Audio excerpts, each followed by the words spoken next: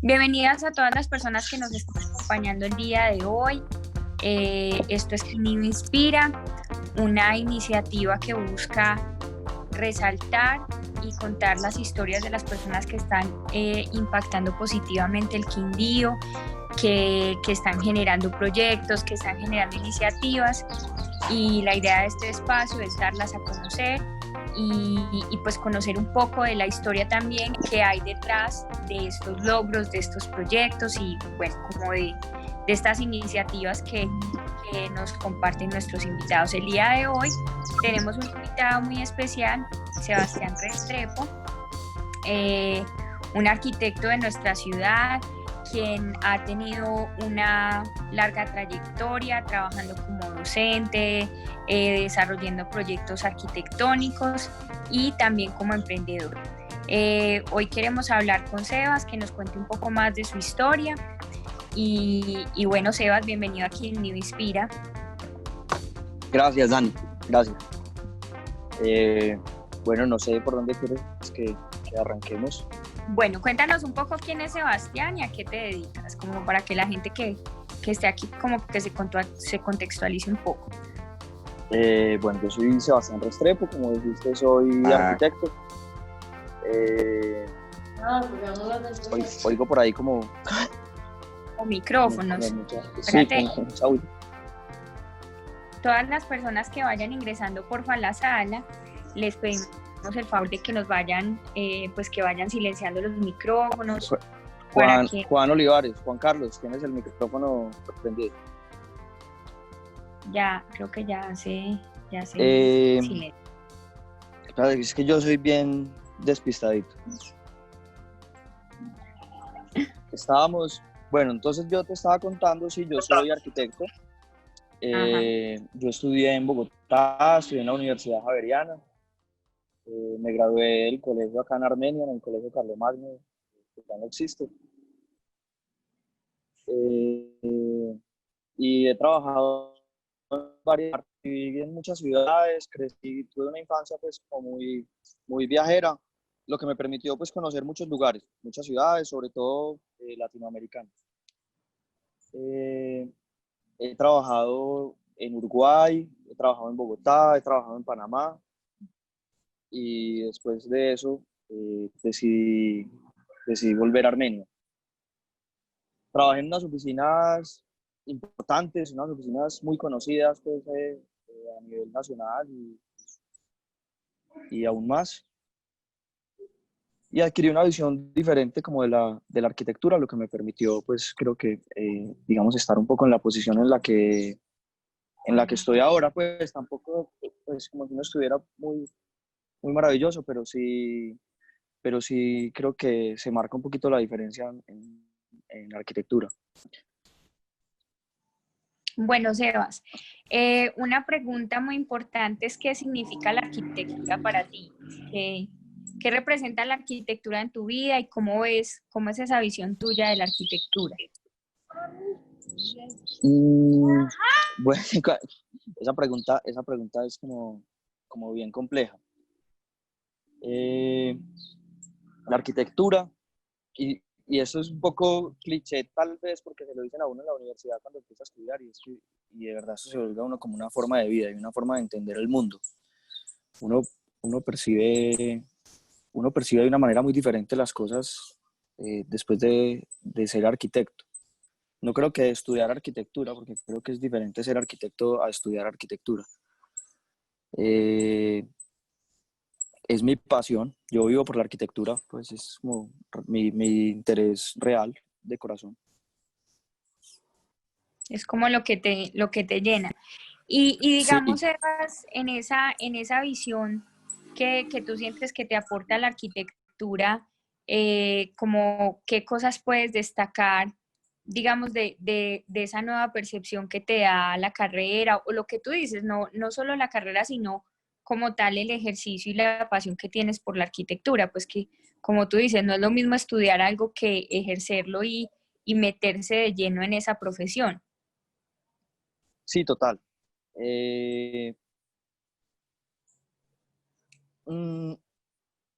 A ver, la arquitectura es muy amplia, ¿cierto? Pues como deben ser pues absolutamente todas las carreras. La arquitectura aborda como dos temas bien importantes que son el urbanismo y la arquitectura en sí misma. Ujú. Entonces, cuando uno entiende la ciudad y entiende las dinámicas de la ciudad y las ha estudiado, pues creo que el entendimiento y las vivencias son diferentes. Mm, por otro lado, creo que uno empieza como a afinar mucho la vista, la percepción con respecto a las cosas, a la forma, como al cómo se ven las cosas. Eso es bien, bien, bien interesante y cómo se habitan. Hay cosas que tal vez son como imperceptibles a las personas, Ujú. que uno sí, sí logra como entender el porqué de esas cosas. ¿Sabes? Cosas muy sencillas como tú entrar a un lugar y no sentirte a gusto, pero no sabes por qué cuando miras todos los objetos y aparentemente todo está bien, ¿cierto? Entonces es como esas cosas sí las entiende uno. Esos Eso detalles, es, esos símbolos también que están, pues lo que transmite cada forma, cada color, bueno, como ese tipo de cosas. sí, sí, muchas cosas. Es como un poco difícil de explicar, pero sí, sí hay una visión ahí como diferente que uno como arquitecto tiene y que además tiene la capacidad de proyectar, ¿cierto? Que eso es como lo interesante porque uno, uno las cosas que hace impactan en la vida de la gente. Entonces, uno hace un edificio y por más que tú no lo habites, tú lo vives en la ciudad, lo ves, lo caminas por fuera y esto empieza como a moldear la forma de la ciudad. Eso es súper interesante. Claro, y no solo la forma, sino también las dinámicas y las interacciones, como tú dices, como esta parte de la urbe, ¿cierto? Que se generan en torno a cada cosa nueva que interviene en la ciudad, ¿no? Pues que también está generando unas nuevas dinámicas, transformándolas, bueno, como que aportando también en ese sentido. Claro, el tema de la planificación urbana, pues yo no me dedico a la planificación urbana, pero la planificación urbana es, digamos, esta rama de la arquitectura que se dedica a eso. Eso es súper interesante. Bueno, Sebas, también nos estabas contando que trabajaste en empresas reconocidas de arquitectura y sería chévere que nos contaras un poco cómo te marcó esta experiencia de trabajar para estas empresas, como que nos cuentes un poco como de cómo fue ese tiempo en el que te desempeñaste en eso. Mira, creo que un consejo que yo le doy a todos los arquitectos que se están graduando y que están en la universidad y es trabajar en empresas. Yo creo que uno sí tiene que, porque eso es parte de la formación. Y yo creo que yo siempre lo asumí de esa manera. Yo no sé si yo al principio sabía que iba a tener una oficina y que iba a ser independiente, pero siempre asumí que esos primeros años, después de uno graduarse de la universidad, es, es muy importante escoger los trabajos y trabajar en lugares que realmente le aporten a uno, de los que uno pueda aprender. Yo hice, Ahí lo yo importante trabajé, es que ¿quién está hablando? No sé, se escuchó como un micrófono por ahí Eh, activa. Pero bueno, yo sí, creo que ya está silenciada. yo trabajé antes de graduarme de la universidad, yo me fui a hacer mi pasantía a un estudio de arquitectura en Montevideo, en Uruguay. Y yo lo escogí desde que yo estaba en, no sé, quinto semestre. Y yo conocí como al dueño del estudio y le dije, pues porque él me dijo en chiste, me dijo, bueno, cuando te recibas te vienes a trabajar al estudio. Te recibas, te gradúes, así hablan, así dicen allá. Sí. Y efectivamente, cuando yo ya tenía que graduarme de la universidad, pues tenía que hacer esa pasantía. Yo le escribí y le dije, Martín, yo quiero trabajar en tu oficina, necesito hacer una práctica a la universidad, me encantaría trabajar allá y el hombre de una, pues, o sea, una oficina muy grande, estas oficinas pues como muy corporativas, y una oficina de las más antiguas de Uruguay, fundada pues por su padre hace 60 años, que han hecho los edificios más importantes de Uruguay, y yo me fui a trabajar allá.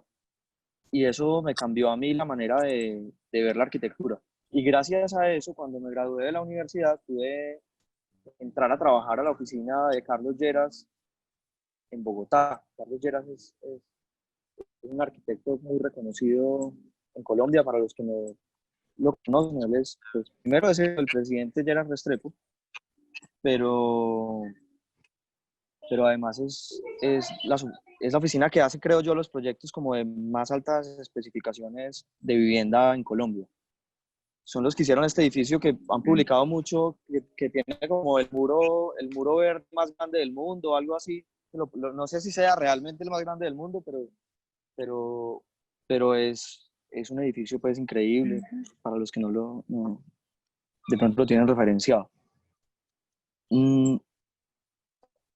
Cuando yo estaba en la oficina de Carlos Lleras, pues ya había trabajado un tiempo también, ya llevaba más de un año trabajando. Me resulta un proyecto independiente para construir, para diseñar y construir una vivienda campestre cerca de Bogotá. Yo vivía en Bogotá. Y entonces empiezo como a probar la independencia, que es absolutamente diferente pues como al tema de uno trabajar en una oficina. Y cuando terminamos esa casa, yo no tuve más trabajo, pues de manera independiente. Esas son como las cosas que tiene Sí. la independencia, como esos picos y esos valles. Hay unos que no tienen mucho trabajo, no tienen. Entonces yo volví donde Carlos Lleras y él volvió a recibirme en su oficina y entré a trabajar nuevamente, pero ya entré como en un estatus diferente. Al principio yo entré recién graduado, muy junior, tenía unas responsabilidades inferiores. Ya cuando entré la segunda vez ya tenía, pues, y además me pagaban más. Y estando ahí, mientras yo estaba, bueno, me devuelvo un poquito, cuando estaba construyendo esta casa, la cual hice en asocio con un amigo que tenía más experiencia que yo, que eso creo que también fue muy honesto de mi parte, no asumir ese reto solo, sino como apoyarme en alguien que tuviera más experiencia, pues porque primero son los recursos de alguien que va a invertir en una vivienda, pues uno no se puede poner como a especular, ¿cierto? Eso es como parte de la responsabilidad que uno debe tener. Entonces me asocié con un arquitecto que hoy en día es bien famoso, Antonio Yemail, y cuando me asocio con Antonio Yemail, pues él me presenta a, a muchos arquitectos amigos de él, que son los más conocidos de este país. Y en una de esas conversaciones con estos arquitectos, estábamos en el apartamento de Felipe Mesa, que es un arquitecto muy, muy famoso de Medellín, los que hicieron los coliseos de Medellín, este proyecto grandísimo ahí al lado del Atanasio Girardot. Hicieron el hotel ahorita que está muy, muy de moda, el Click Clack de Bogotá también. Bueno, una gente pues muy conocida, y en una conversación pues hablando de arquitectura, porque además los arquitectos somos absolutamente monotemáticos, él me preguntó que a mí quién me parecía el mejor arquitecto de Colombia, y yo le dije que Felipe Uribe. Felipe Uribe pues es pues uno de los maestros de la arquitectura de este país. Y bueno, eso pues una conversación se quedó así, y unos meses después yo ya estaba trabajando en la oficina de Carlos Lleras y me suena el celular. Entonces yo contesto, Sebastián, hablas con Felipe Uribe de Bedú. Y yo, ¿qué? O sea, como yo volteaba a mirar a mis compañeros de la oficina y les decía, ay, me está llamando Felipe Uribe. Y entonces Felipe me dijo como, Sebastián, Miquel Mesa me habló de ti, sé que estás en Bogotá, yo estoy en este momento abriendo una oficina en Bogotá, la oficina base de él es en Medellín, y estoy buscando una persona para ser el coordinador de la oficina. Yo tenía 25 años en ese momento, hoy en día tengo 34, casi tengo 35. Y yo sabía, pues ese cargo no es para mí, yo todavía soy muy a mis 25 años para ser el coordinador de la oficina de Felipe Uribe, que además es quien hace los proyectos urbanos o hacía los proyectos urbanos pues, más importantes en ese momento en Medellín, Parque Los Deseos, Parque Arví, Biblioteca de Empresas Públicas. Bueno, unos proyectos pues como de ciudad, unos proyectos grandes. Y pues yo, 25 años, yo no tenía la experiencia para coger eso. Entonces yo pensé que eso no era para mí, pero yo igual feliz de la vida fui y me entrevisté con él. Pues yo fui a la entrevista porque lo quería conocer, simplemente, pues como muy fan. Y pasó mucho tiempo. Yo fui la primera persona que le entrevistó. Y pasó mucho tiempo hasta que él me volvió a llamar y después me enteré que había entrevistado a 35 personas para ese cargo y pues finalmente se había quedado conmigo y sí, tuve ese cargo un tiempo, pero era un trabajo muy esclavizante. Entonces Sí, ya ahí me entró, fue como una crisis de vida y de arquitectura, de pensar como, hey, ¿será que esto va a ser, así es la vida del arquitecto? O sea, como saliendo a las 11 de la noche todos los días, inclusive yo llegué a dormir en la oficina ya, a seguir sí, derecho, o sea, era un nivel de trabajo importante y eso es muy, normal en las oficinas de arquitectura, aunque yo a raíz de esa experiencia dije, cuando yo tenga una oficina, yo no quiero que nadie se quede hasta tarde trabajando, ni que nadie tenga que trabajar los sábados, los domingos, y yo ya tengo mi oficina hace, no sé, 9 años, y en mi oficina, pues los que han trabajado pueden dar fe que uno, creo que el día que nos hemos quedado más es hasta las 8 de la noche y yo soy el que presiona para que nos vamos. Pues ya como, hey, ya, vamos. Entonces, bueno,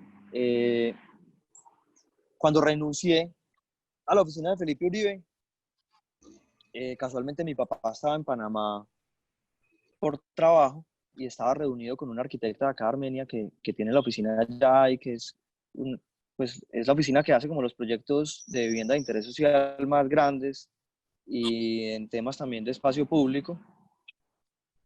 Y entonces mi papá le contó, pues, porque ella le preguntó, bueno, ¿y Sebastián qué? ¿Dónde Felipe? Mi papá le dijo, no, renunció ayer. Y entonces ella le dijo, ¿qué? No, que se venga para la oficina ya, o sea, lo necesito urgente porque estamos haciendo un proyecto gigante de vivienda y quiero un arquitecto bueno, colombiano, y pues Sebastián, perfecto. Y me ujú, llamó y me dijo, ¿te puedes venir mañana? Y yo le dije, no, no, no, mañana no, dame aunque sea hasta la otra semana para yo poder terminar las cosas y entregar el puesto pues bien entregado. Y efectivamente eso fue como un miércoles y el lunes a las 8 de la mañana yo ya estaba sentado en la oficina en Panamá trabajando. Previamente yo había escrito, antes de lo de Panamá, en medio de esa crisis ahí, yo había escrito porque yo siempre quise ser docente universitario.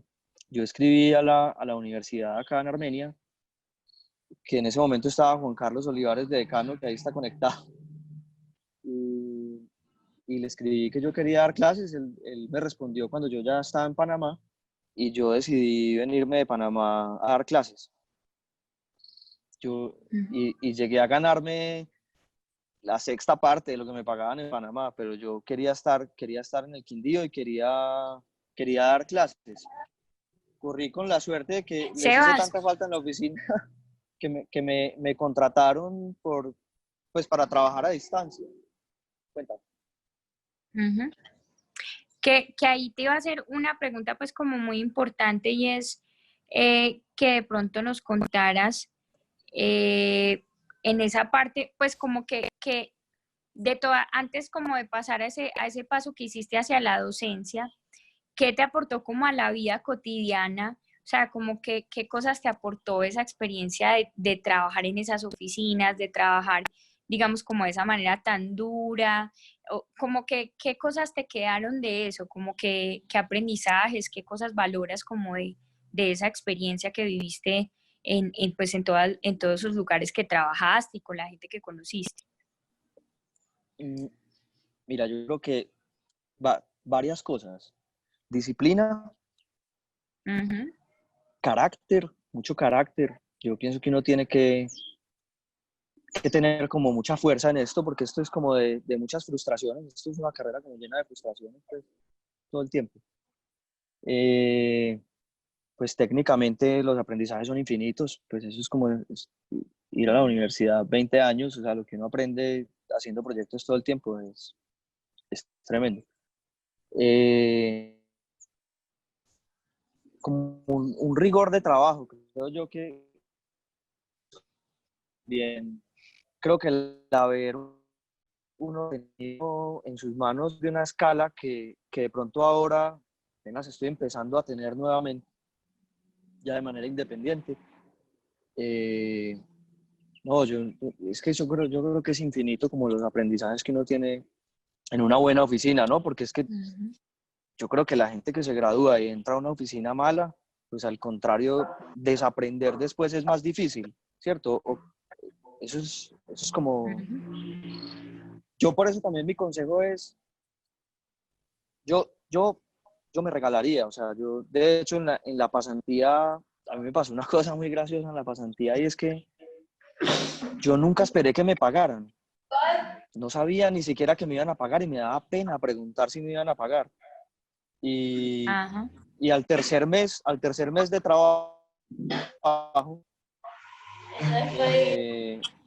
subió al piso donde era el departamento de diseño de la empresa, subió como la persona administrativa y me dijo, oye Sebastián, ¿tú por qué es que no cobras los cheques? Tengo ya 3 cheques tuyos acá represados y si no los cobras se vence. O sea, tienes que cobrarlos porque si no, me pones a mí a hacer trámites para hacer otro nuevo cheque y bla, bla, bla. Y yo, ¿qué? ¿Cómo así? A mí me pagan acá.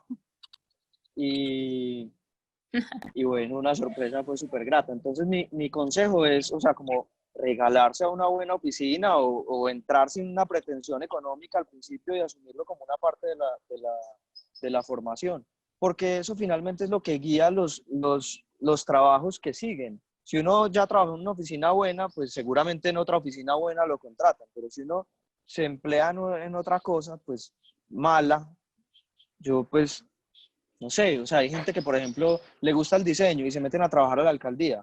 Entonces, yo, por ejemplo, en mi oficina, pues yo, ¿para qué yo no recibo a nadie que venga de la alcaldía porque sé que no tienen la formación en diseño ni en las cosas que requiere una oficina de diseño. Entonces, es trabajar en lo que realmente a uno le apasiona y no en lo que de pronto le paguen hoy en día una platica más. Claro, sí te entiendo Eso eso. sí. Y, y Sebas, también otra pregunta que sería importante como, digamos, ¿cómo crees también que las habilidades sociales, digamos como la empatía, por ejemplo, también impactan en el campo profesional? ¿Cómo crees que de pronto eso también a la hora de trabajar, digamos, en una oficina o en un espacio es importante?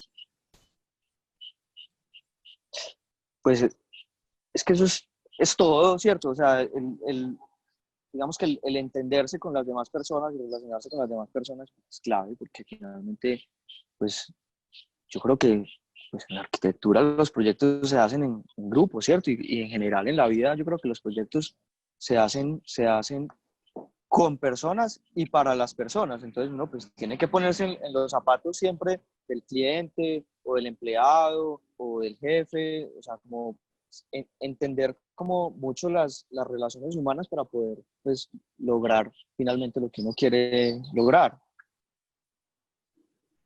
Ser independiente, Sí, claro. digamos que sumar cosas a la empatía, pues, creo que muchas más.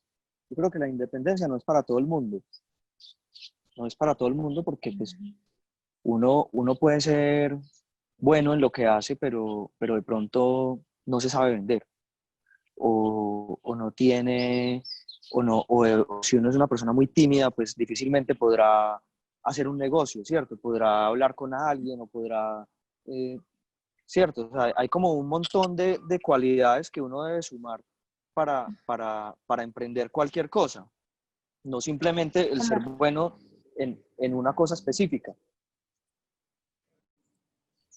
claro, obviamente las habilidades sociales pues son las que nos permiten finalmente poder ejecutar, o sea, transmitir ese talento y poderlo compartir pues con una cantidad de personas, ¿no? O sea, así sea pues en un entorno de oficina o como tú dices, emprendiendo, pero es vital.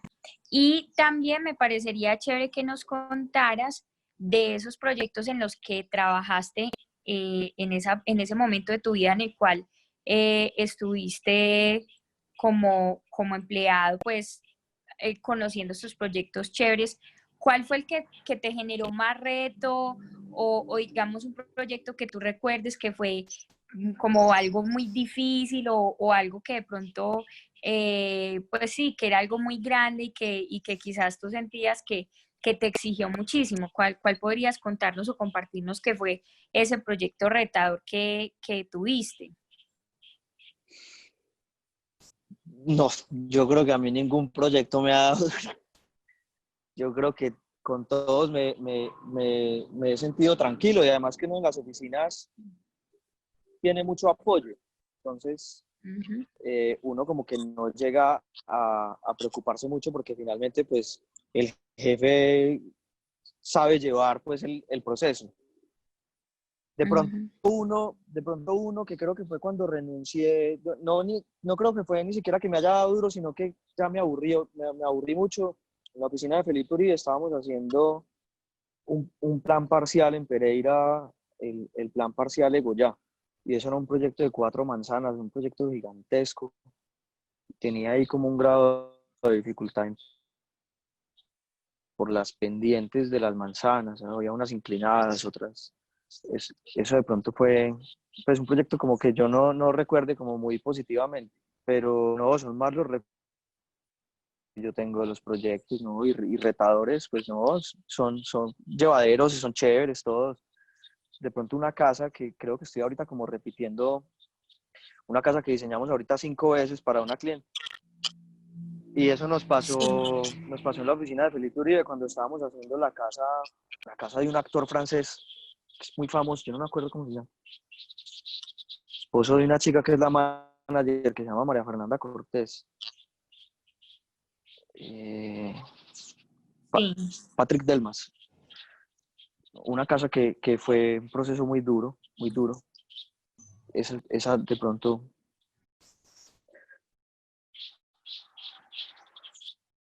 Dani, ¿Y por qué te pareció difícil ese proyecto, Sebas? Pues, ¿en qué sentido fue como...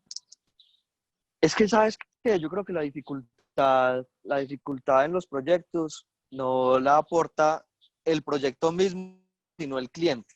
O sea, es como el cliente como exigiendo cosas y el cliente a veces que de pronto no comprende la arquitectura, el diseño que se le está presentando, porque uno en arquitectura es muy curioso porque uno es peleando con el cliente por uno hacerle mejor las cosas a él y el cliente queriendo hacerlas mal. Entonces uno es como defendiendo finalmente los intereses del cliente y el cliente no se da cuenta. Entonces eso por un Sí. lado. Sí, creo que eso es como...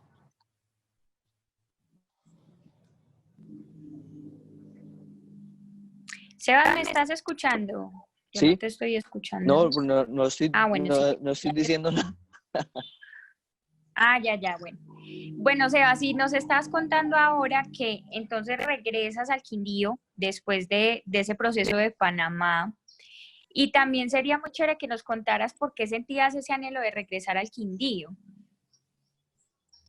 Como qué te atraía de nuevo acá al Quindío. Mm, Pues yo no sé si sea propiamente el Quindío. Yo eh, creo que fue un momento en el que yo estaba como muy abrumado por ese nivel y esa exigencia laboral de Bogotá. Y, ese, y a mí Bogotá me empezó como sí, como a abrumar. El tema del transporte, además eso fue una época que, que era la ola invernal y entonces era terrible el tema del transporte público.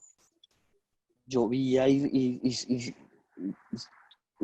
se volvía pues todo terrible, uno no encontraba un taxi. Bueno, entonces yo quería como un lugar más tranquilo y creo que pues mi familia estaba acá en el Quindío, entonces pues uno más bien creo que es más la familia que el lugar. Yo quería volver a un entorno así tranquilo y me encantaba ese tema de la docencia, pues como que también es mucho más tranquilo que el boleo de una oficina. Entonces, eso me gustaba y realmente pues el Quindío es muy tranquilo y uno acá vive pues sí, como otro ritmo. Sí. Y Sebas, por ejemplo, en esta parte, cuéntanos un poco más de ese proceso docente Y algo que me gustaría también que nos contaras es qué potencias encuentras en los estudiantes. Te oí, te oí Cortado. cortado, Dani, no, sí, no te oí nada de la pregunta. Bueno, mira, te estaba diciendo que sería muy chévere que nos contaras cómo fue pues este proceso de docencia. Tú me contaste que más o menos fueron alrededor de 7 años, ¿no? 7 años. En el que estuviste como docente. ¿Qué potencias como encontraste tú en los estudiantes y también qué cosas por mejorar nos puedes compartir? Y no solamente en el campo arquitectónico, sino también a nivel cultural, pues como digamos en general en la cultura quindiana, ¿qué potencias encontraste ahí en el reflejo de tus estudiantes y qué cosas por mejorar también podrías como concluir de ese proceso? Pues que creo que 7 años es un buen tiempo para conocer un poco de la cultura, pues un buen tiempo. Esa pregunta, pues a mí me encanta hablar de la academia y hablar de eso, pero me parece también difícil. Mira, yo creo que la gente cuando es buena y cuando a la gente le apasiona lo que estudia, es buena independientemente si estudia acá en la Universidad de la Gran Colombia o si estudia en la Universidad de los Andes o si estudia en Harvard. O sea, hay gente, en los Andes se gradúa gente muy mala, en la Javeriana conmigo se graduaron unos muy malos, como también se gradúa gente muy buena que realmente le interesa lo que hace. Acá yo encontré unas personas increíbles. Muchos pues tuve, digamos, como la fortuna de tenerlos en la oficina, porque además eso es lo chévere de ser docente, y es que uno también como que descubre quiénes son realmente los buenos desde que están en la universidad. Tuve unas personas increíbles, Paula Valencia, Jonathan Valencia, no, gente muy buena que ha pasado por la oficina. Encontré sí un entorno muy diferente, pero yo creo que eso es un tema como de la ciudad. Yo no sé si uno está acostumbrado como al estereotipo de arquitecto que se viste de negro, que le gusta la música indie, que va a determinados bares, no sé, como cosas que yo cuando llegué acá a la universidad me impactaron un poco.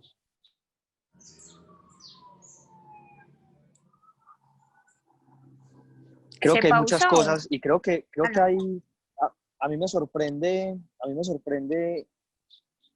pues como muchos pelados que tuve de estudiantes, como que tienen una mentalidad muy amplia y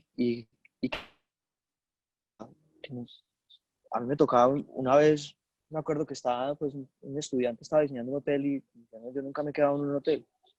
Pues unas cosas así que no, como yo no sé cómo es un hotel, pero que a través de internet, pues, y de muchas cosas, como que logran tener una visión amplia. Eso me sorprende mucho. A mí me gustó mucho esa etapa docente. Yo creo que yo sí quisiera volver en algún momento a la docencia. No sé si en este momento, creo que yo a medida que fui creciendo como arquitecto y como persona, encontré más diferencias mías con la manera en cómo se lleva la academia actualmente en el Quindío. Creo que a la academia hay que reformularla totalmente en el Quindío. Y además que acá pues había una sola facultad, ya por lo menos hay dos. Yo creo que eso presiona un poco generar esa competencia, presiona un poco como a que las universidades se pregunten cosas y mejoren también.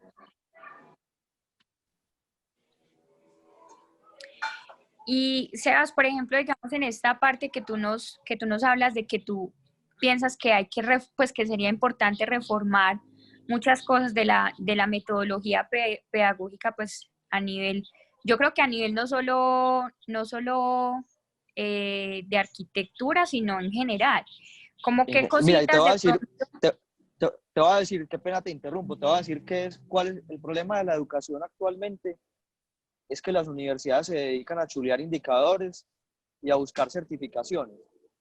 Entonces, se vuelve un trabajo como de oficina, un trabajo por ejemplo, yo era súper rebelde de profesor, entonces a mí me ponían a hacer cosas y yo no las hacía. Entonces, por ejemplo, se inventaron una cosa que se llamaba English Across the Curriculum. Entonces le decían a los profesores que no hablaban inglés, además, que tenían que dar una clase al semestre en inglés y poner unos ejercicios en inglés. Sí. Entonces, yo no voy a retrasar mi proceso de taller con mis estudiantes 15 días como para darles una especie de clases. Yo no sabía que era eso, unas clases de inglés. Yo nunca hice eso. Yo consideraba que ese indicador no había que chulearlo. O sea, para mí el trabajo del aula era mucho más importante y el trabajo de taller a estar chuleando ahí unos indicadores. Y como eso, pues en este momento no se me ocurre, pero las universidades se volvieron de chulear indicadores, esas certificaciones de alta calidad. Y uno ve que cuánto garaje con certificación de alta calidad, cosas así que uno dice, pero ¿cómo es posible? Entonces las universidades, por ejemplo, no se preocupan por tener unas bibliotecas con libros físicos, unas bibliotecas buenas, sino que ahora compran unas bases de datos de libros digitales y entonces chulean el indicador súper fácil. Entonces dicen, no, nosotros tenemos 12 millones de libros y uno va a ver el número de consultas de los estudiantes y los estudiantes ni siquiera saben entrar a esas plataformas. Entonces, yo creo que el problema de la educación radica ahí. O sea, hay que ponerle más cuidado al aula y menos cuidado a chulear el indicador. Sí, en eso tienes mucha razón. Y es algo que generalmente pues, se ve en todo sentido, ¿no? Porque finalmente también se trata como que de que los estudiantes vayan y cumplan también con unas, digamos, una serie de ejercicios determinados y pues ya como que si lo cumple el mínimo, la mínima, pues entonces listo. Ya entonces como que también como que se aprueba el proceso y no hay como algo más allá detrás de esos indicadores o de esas notas o de esos, digamos, esos números o esas cifras que pues la universidad o pues en lo que se centran un poco, no solo la universidad, sino que creo que la mayoría de sistemas pues ahora se basan en eso. Pero bueno, Sebas, también sería muy chévere que nos contaras bueno, cómo te empiezas también a acercar al tema del emprendimiento, cómo decides también o cuál es la motivación por la cual decides emprender tu estudio y también cuéntanos cómo es esa experiencia, ¿no? De emprender en el Quindío también, porque creo que acá hay una, digamos, una situación y es que pues la mayoría de personas no creen que sea un buen lugar para generar muchos proyectos, o pues es como un imaginario como no, en el Quindío es muy difícil, en el Quindío, bueno, como este tipo de cosas. Entonces, ¿cómo te motivas a hacer eso y cuál es esa experiencia que vives emprendiendo aquí en el Quindío? Bueno, te voy a contar de Estudio Decimal, porque yo tengo dos empresas. Yo tengo Estudio Decimal y Bluespot. Uh-huh. Yo creo que las cosas que se van dando de manera natural, como dice uno en tecnología, como orgánicamente, son más reales que las que nacen como de un momento a otro. O sea, yo nunca dije, mañana voy a fundar Estudio Decimal y voy a empezar a buscar proyectos. No. Estando pues en el Quindío, me empiezan a resultar proyectos. O sea, en este momento la oficina no se llamaba Estudio Decimal, era Sebastián Restrepo, yo operando como arquitecto independiente. Sí. Pues yo he tenido como mucha fortuna, como suerte tal vez, pero mis dos primeros proyectos en el Quindío fueron gigantes. El primero fue Seniors Club, que es un proyecto de vivienda para adulto mayor, que ya estaba empezado y en ese momento el promotor acabó con la sociedad que tenía y que ya estaba llevando el proyecto y el proyecto estaba empezando. El proyecto apenas, un proyecto de 42 casas y 3 edificios y en ese momento llevaban 5 casas construidas. O sea, prácticamente me tocó a mí terminar ese proyecto y volverlo a diseñar, porque además lo volvimos a diseñar. pues por cosas que yo sugerí. Pero entonces imagínate, yo de 20, no sé cuántos años tenía, 26 años, pues me salen 40 casas, 3 edificios más, o sea, 4 edificios con una zona social, un proyecto muy grande, un proyecto de 42.000 metros cuadrados, es gigantesco. Y el otro proyecto que me sale es un proyecto de edificios en el sur de Armenia, que son 3 torres de apartamentos, 390 apartamentos en total y un centro comercial. Entonces imagínate uno de 26 años y le salen estos 2 proyectos gigantes, Sí. pues eso ya da pie a que uno necesite conformar un equipo de trabajo, alquilar un espacio para trabajar y entonces empieza ya como a haber una dinámica de oficina que se da naturalmente. Y este mismo cliente, pues que ha sido como el cliente que le ha dado más estabilidad a la oficina, encarga más proyectos y más proyectos, entonces eso empieza a darme como más seguridad en el tiempo para, por lo menos para poder pagar una nómina, ¿cierto? Ujú. Para Eh, sostenimiento, pues. claro, y pues ya a raíz de que están esos proyectos andando, salen otros proyectos de manera también, pues como orgánicamente, alguien que lo llama a uno, hey, estás haciendo esto, ¿por qué no miramos este proyecto a ver si lo podemos hacer? Y así se han cristalizado y se han llevado a cabo otros proyectos eh, en la oficina. Ya hemos hecho muchas cosas y hemos hecho proyectos muy grandes. Y bueno, me decías que si emprender en el Quindío es difícil. Emprender en general es muy difícil, sí, en el Quindío tal vez sí es más difícil, pues porque es un departamento, digamos que la arquitectura son proyectos de mucha plata, de miles de millones de pesos. O sea, si uno hace un edificio de 9.000 metros cuadrados, es un edificio que vale 20.000 millones de pesos. O sea, eso es multiplique por 2. Entonces, claro, el Quindío es un departamento que no tiene mucho dinero, que no tiene una economía pues tan dinámica, entonces eso hace que, claro, el gremio de los arquitectos pues, no sea tan fácil. Yo, como te digo, he tenido suerte, pero sí veo que muchos de mis colegas pues la sufren, yo también la sufro a veces.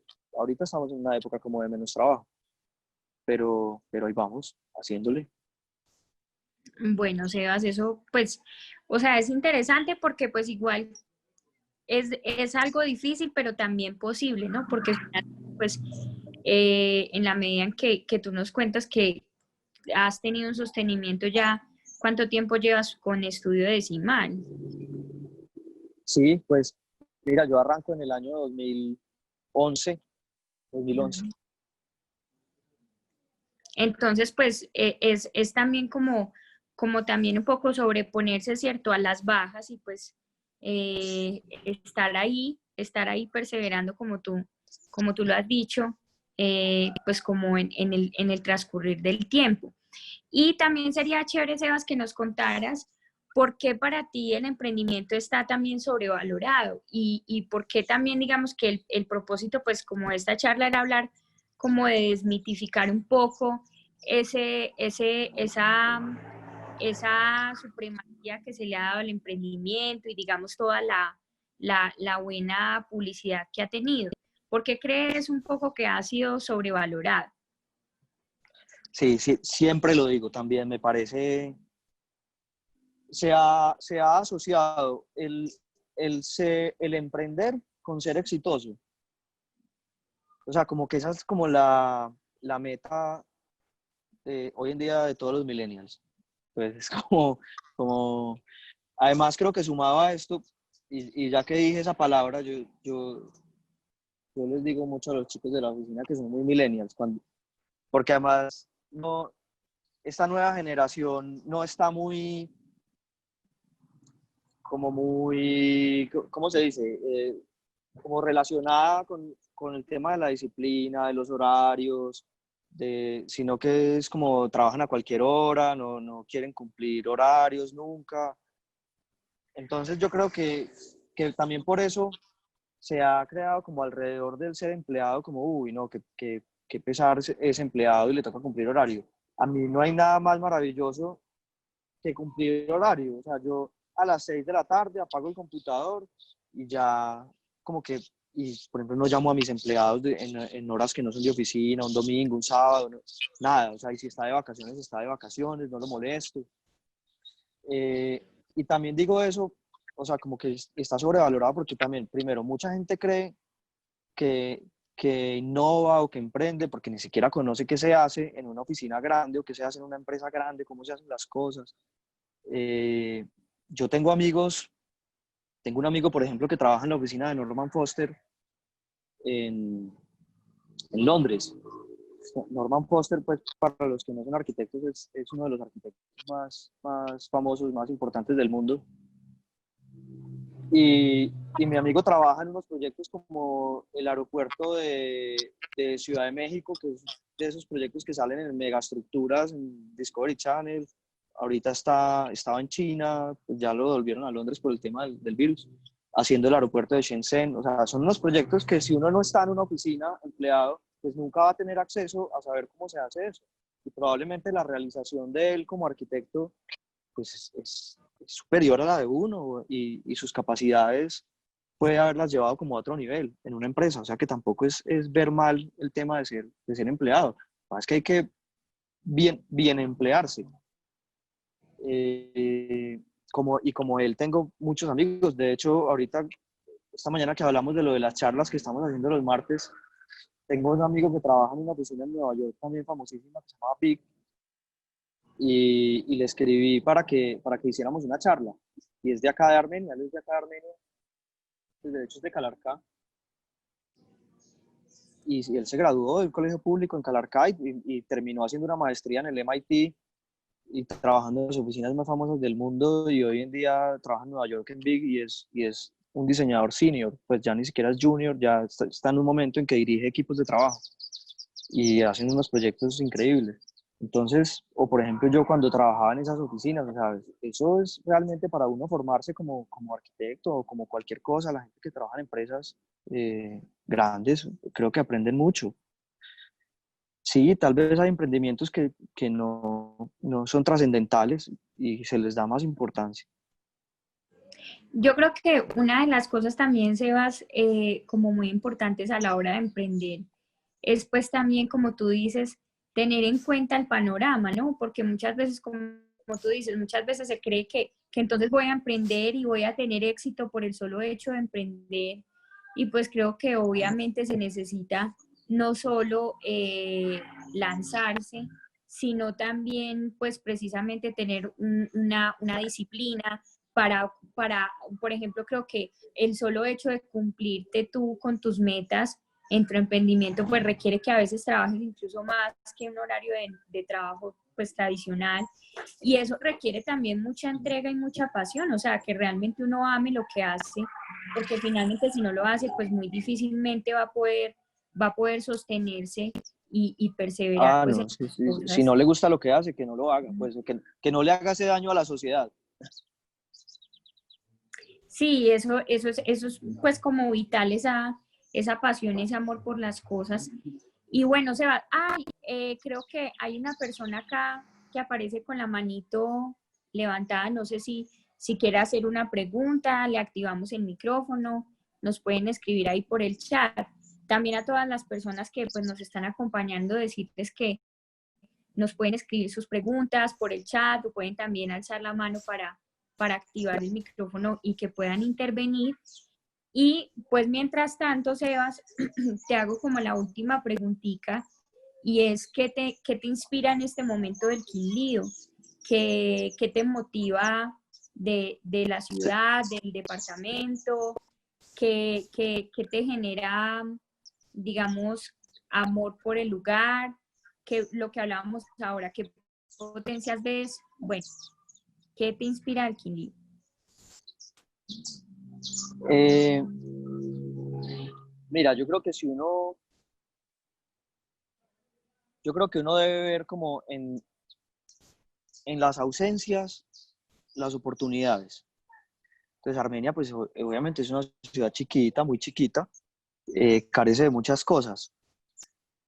Y creo que precisamente esas son las oportunidades que hay en el Quindío. O sea, como venir y aportar a construir esas cosas. Es que alguien vi el chat ahí. Sí, sí. Como ayudar pues, aportar a que esas cosas que faltan y que consideramos positivas se puedan hacer acá. Creo que eso es una motivación. Para mí creo que es tal vez la motivación más grande. También me gusta, pues, obviamente, el tema de la calidez humana que uno tiene en el Quindío. Y esto de vivir como en un pueblo, que uno sale, que el de la tienda lo conoce, que lo saluda el del bar, que uno llega a un lugar y se encuentra con todo el mundo. A mí esas cosas me gustan. Eh, Estar cerca a mis papás también me gusta y a la familia. Esas cosas me gustan de acá. Qué bonito, Sebas. Voy a pasar entonces a compartir lo que nos están escribiendo en el chat. Juan Olivares nos dice, el emprendedor debe entender que el fracaso es la forma de aprender. Y Juan Alejo Morales nos dice, Sebas, un poco lo que dices de las universidades buscando certificaciones, es lo mismo que vemos en los edificios, buscando certificaciones solo por cumplir. Total, pues, y lo digo mucho, de hecho, el último proyecto que estamos haciendo acá en Armenia, que se llama Icono, un proyecto que estoy seguro que va a impactar duro la ciudad, tiene una certificación de estas medioambientales. Yo nunca publicito eso, pues se me olvida hasta que la tiene, y eso es pues el super logro para todo el mundo, que la certificación es, a mí. Y te digo una cosa, el proyecto tal cual se le entregó a la empresa que hizo la certificación, el proyecto estaba así. O sea, digamos que el proyecto pudo haber quedado sin la certificación y ser exactamente el edificio que hoy en día está certificado. Y sí, tal cual, es lo mismo que pasa con las universidades buscando certificaciones. Y las personas buscando certificaciones a través de los títulos. También la titulitis. Eso es terrible, un montón de gente con maestría que es súper incapaz.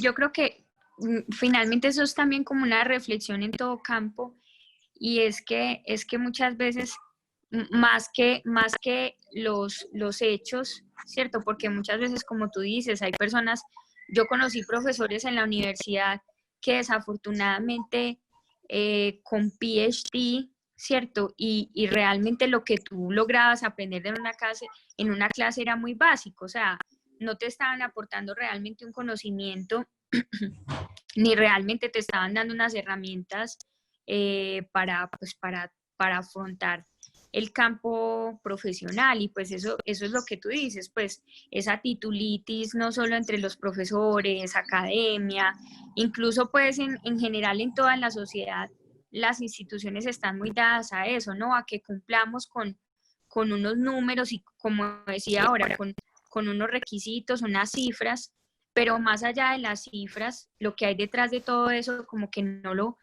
resaltamos o no lo consideramos y creo que eso es una reflexión en todo sentido muy importante, aprender a considerar también el hacer, los hechos, lo que hablábamos ahora, las habilidades sociales que son tan importantes en todo campo profesional, que muchas veces también hay muchas personas que, como tú dices, acumulan títulos, pero en cuanto a habilidad social, pues son nulos y pues son cosas demasiado vitales e importantes. Entonces creo que debemos retomar o reconsiderar un poco esta titulitis o los certificados, cifras y volcarnos un poco más a esta parte como de pues de lo que hay detrás de todo eso, de la pasión, bueno, de tantas cosas. Qué bien. Mira, yo renuncié a la universidad y creo que renuncié antes de que me echaran porque me mantenían súper amenazado. Todos los semestres yo sentía que al semestre siguiente no me iban a contratar, porque siempre me decían, Sebastián, tienes que hacer la maestría porque ya el Ministerio de Educación está exigiendo la maestría, que los indicadores, que necesitamos tener toda la planta docente con maestría. Bueno, o sea, yo creo que yo renuncié y si yo no renunciaba, creo que al semestre siguiente ya me volaban. Por eso. ¿Y dónde está, por ejemplo, que yo tenga cuántos proyectos construidos, cuántas cosas que yo hago realmente? Que creo yo que hacer un edificio como Icono es mucho más difícil que hacer una maestría. Y de hecho, dura más. Entonces, Sí, a mí me parece que eso hay que reevaluarlo. Creo que, y en el Quindío, pues yo creo que yo ya hubiera hecho una maestría, pero es que en el Quindío no hay dónde hacer una maestría, ¿cierto? Eso es un tema de la academia ahí bien importante. La academia acá no investiga, no tiene maestrías. Aquí es una academia de pregrados. Sí, eso también es muy importante que digamos en el Quindío también hace falta en todos los campos mucho la investigación, ¿no? Y como, Total. y como todo este campo de formarnos un poco más en el campo investigativo. Por ejemplo, digamos en el campo mío, que es el de las artes visuales, generalmente mis compañeros ingresaban a la academia pues muchos ingresaban con la idea de que iban a pintar o a dibujar y que de eso se trataba las artes visuales. Y cuando se enfrentaban, digamos, a todo el campo investigativo que hay detrás, pues había un choque muy fuerte porque decían como, ¿cómo así que yo tengo que investigar? ¿Cómo así que yo tengo que teorizar? ¿Cómo así que tengo que leer filosofía? En Y nuestras mucha carreras gente, pasa eso. y mucha gente, de hecho, de ser, o sea, al final quedábamos 4 en un salón, 5 o 6 compañeros, porque el resto desertaban por una de las razones más importantes por esa, ¿no? Porque no, decían, no, es que yo vine fue acá a pintar, a dibujar o, bueno, no sé, a hacer cosas, pues a más cosas del hacer que a investigar. Y pues hoy día siento que a nivel mundial la investigación es vital en cualquier campo. Es el desarrollo, es la base del desarrollo. Entonces, sí, eso también es una de las cosas, pues, como a repensarnos como Quindío, ese campo investigativo. Bueno, Sebas, muchísimas gracias por compartir con nosotros en este espacio. Bueno, por acá nos están hablando, nos escribe Juan Olivares. La investigación y la innovación van de la mano, claro que sí. Dani, bueno, te agradezco mucho por este espacio y por esta invitación. Te felicito a ti también por esta labor que estás haciendo con Quindío Inspira. Muy chévere dar a conocer a todas las personas que están generando cambio en el departamento. Te invito, muy valioso, muy loable esta iniciativa. Muchas gracias, Sebas. Y bueno, pues la idea es que todas las personas que nos están acompañando nos sigan acompañando. Nuestras transmisiones las estamos realizando todos los martes y viernes a las 5 de la tarde. Los jueves creamos una nueva sección que se llama La Cultura Inspira, donde queremos mostrar también el talento del Quindío, las bandas, el baile, bueno, como todas las expresiones artísticas y culturales que se están dando en la región. Y bueno, a través de nuestra página nos pueden ir siguiendo y conociendo todos los proyectos e iniciativas en las que estamos trabajando. Muchísimas gracias por acompañarnos a todos también. No sé si de pronto alguien más tenga alguna intervención o quiera pues como hacer alguna pregunta. Y pues en caso de que no, pues de verdad que Sebas, gracias por aceptarnos la invitación y esperamos que podamos tenerte por acá en próximas ocasiones hablando de otros temas que nos puedan aportar como región Claro y que como sí. comunidad. Dale, Dani, muchas Bueno, gracias. un abrazo para todos y nos Gracias a vemos en todos. una próxima transmisión. Abrazo.